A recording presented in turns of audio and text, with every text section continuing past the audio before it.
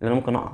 في ناس اصلا وهي بتحط خطتها في حياتها يقول لك انا لا يمكن هقع، لا يمكن هفشل، انا هعملها بواحد اتنين تلاته. منين يا حبيبي؟ منين الطريقه اللي انت مقتنع بيها مليون في الميه دي؟ هي في حاجه بتمشي في الحياه كده؟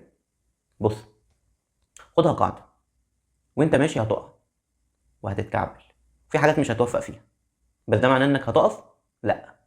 طيب اشمعنى انت بتقول اصلا انك كده كده هتقع؟ بطبيعه الحياه في حاجات كده احنا ما نعرفهاش، وفي حاجات مش هنعرفها غير لما نجربها بايدينا، وفي حاجات احنا بنكتشفها لما نسمعها من الناس وناخد منهم التجربه اكنها كنز في طريق، من غير ما اخد كل المراحل اللي هو خدها. جه قال لي النصيحه على الجاهز، شكرا يا باشا، انا مبسوط جدا.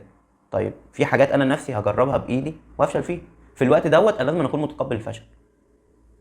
بس مش الفشل اللي انا هقعد واعيط وازعل، لا، انا متقبل ان انا وقعت عشان واحد اتنين تلاته، همسك واحد اتنين تلاته دول واعالجهم وامشي بالخطوه اللي بعدهم. بس انا عايز نفرق بين نقطتين، بين نقطه اللي انا بخاطر عشان اوصل لحاجه معينه، ده كويس جدا، بس اكون حاطط في اعتباري اللي ممكن يقع في الطريق.